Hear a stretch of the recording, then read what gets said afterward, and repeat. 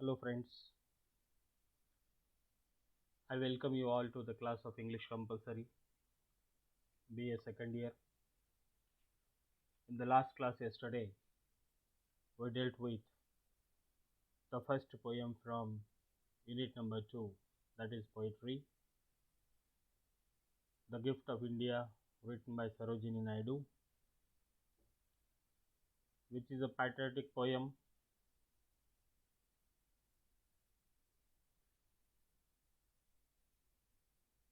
The poetess has created image of mother in the poem,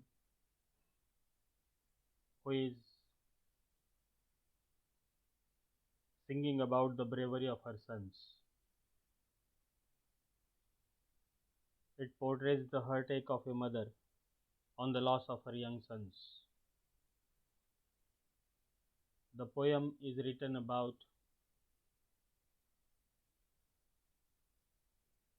the sacrifice of Indian soldiers in the First World War while fighting on the behalf of Allied forces. Today, we are going to study the second poem from unit number 2, poetry.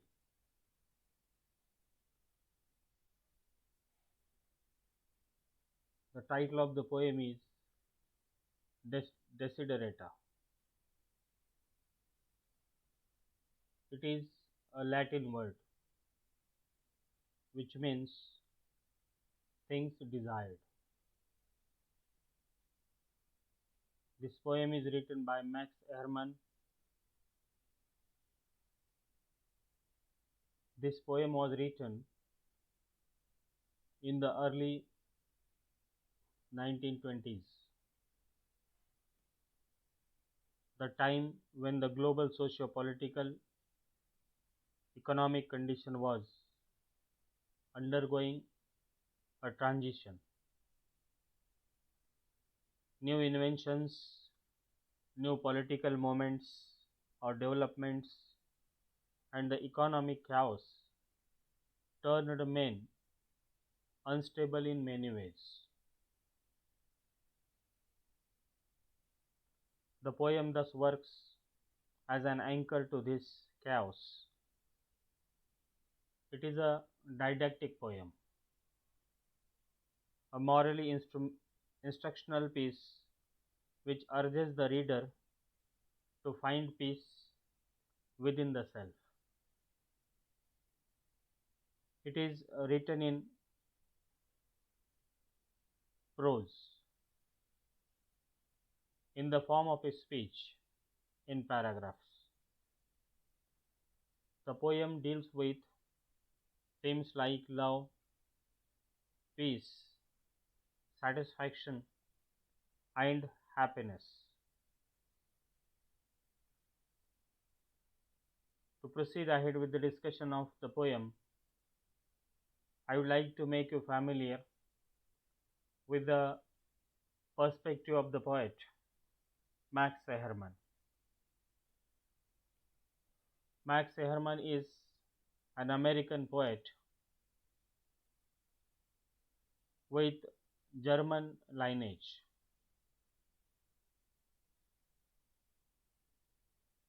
He was born in a business family at Terre Haute, Indiana.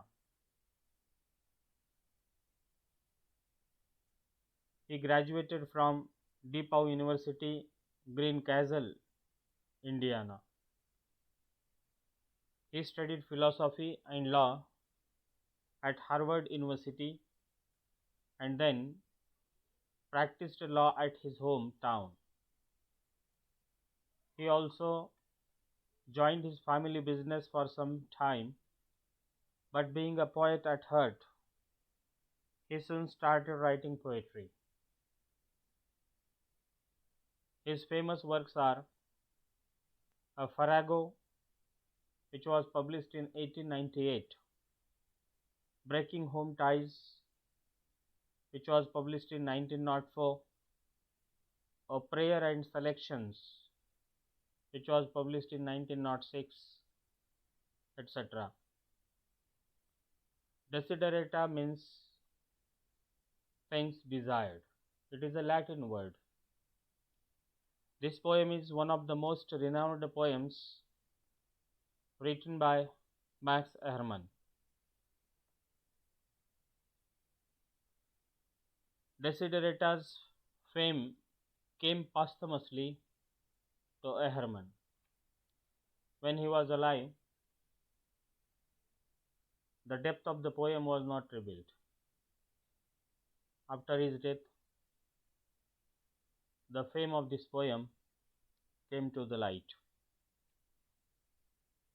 Desiderata is a poem written in prose style in which the poet tries to provide some important lessons of life.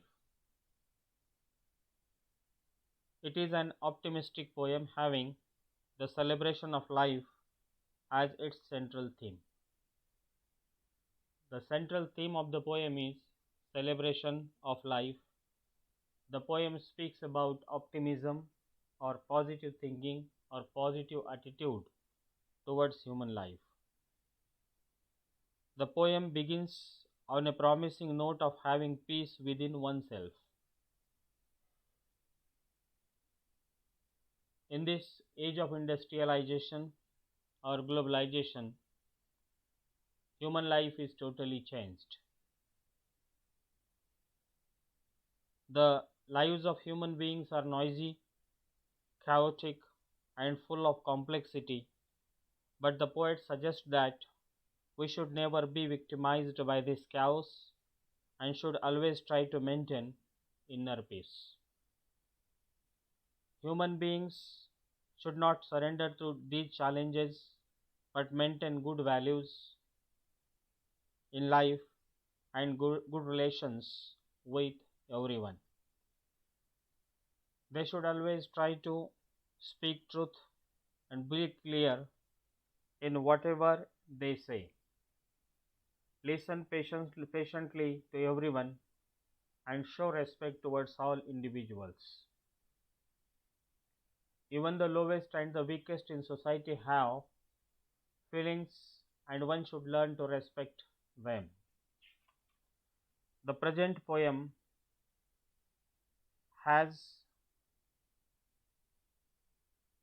7 stanzas. This is a philosophical poem which speaks about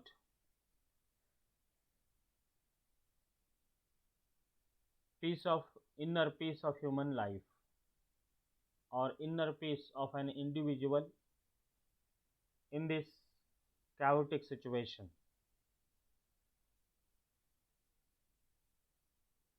Let us discuss the stanzas of the poem one by one. Go placidly amid the noise and hate, and remember what peace there may be in silence. As far as possible without surrender, be on good terms with all persons. Speak your truth quietly and clearly, and listen to others. Even the dull and the ignorant, they too have their story. The first stanza of the poem begins with a promising note of having peace within oneself. The lives of human beings are noisy, chaotic, and full of complexity, but the poet suggests that we should never be victimized by these chaos and should try to maintain inner peace. Human beings should not surrender to these challenges but maintain good values in life and good relationship with everyone. They should always try to speak truth and be clear in whatever they say. Listen patiently to everyone and show respect towards all individuals. Even the lowest and the weakest in society have feelings, and one should learn to respect them. Let us come down to the second stanza of this poem. Avoid loud and aggressive persons. They are vexations to the spirit. If you compare yourself with others, you may become vain and bitter. For always there will be greater and lesser persons than yourself. Enjoy your achievements as well as your plans. This is the second stanza of the poem, in which the poet gives another important suggestion to the people or to the readers. The poet continues with the advice in this stanza. He argues or he urges not to avoid loud and aggressive people. He urges the readers to avoid loud and aggressive people as they are harmful, annoy and disturb one's inner space. The poet's advice is not to compare oneself with others, as every individual is unique. Comparison with others would only make one unhappy as compared to us. There always be some superior and inferior people. One's own achievements and plans should be enjoyed as they belong to one, no matter how small they might be. These plans are genuine when the circumstances of life change. Fortune changes with time, but one should keep to one's own path and direction. In the third stanza of the poem, the poet alerts his readers to be very cautious while dealing with people in business, as the world is full of dishonest people. He says, keep interested in your own career, however humble. It is a real possession in the changing fortunes of time. Exercise caution in your business affairs, for the world is full of trickery, but let this not blind you to what virtue there is. Many persons strive for high ideals, and everywhere life is full of heroism. The poet alerts his readers to be very cautious while dealing with people in business, as the world is full of dishonest people. But the same world also has very good people leading their lives with high ideals. One's eyes should recognize and differentiate the good from the bad. The world, he states, is also filled with courageous individuals, and one must gain inspiration from such persons. In the following stanza, the poet advises one to be always true to oneself, as the world is full of fake people. So this stanza also is a piece of suggestion given by the poet to his readers. Be yourself. Especially, do not feign affection, neither be cynical about love, for in the face of all aridity and disenhancement, it is as perennial as the grass. The poet in this stanza advises the readers to be always true to one's self, as the world is full of fake people or fraud people. However, one should not pretend feelings of care and concern, as genuine emotions of love are valuable and timeless. They dispel the negativity around, listen to the self, and always allow or always follow the herd. In the following stanza, the poet advises one to be always true to oneself. Experience is the greatest teacher.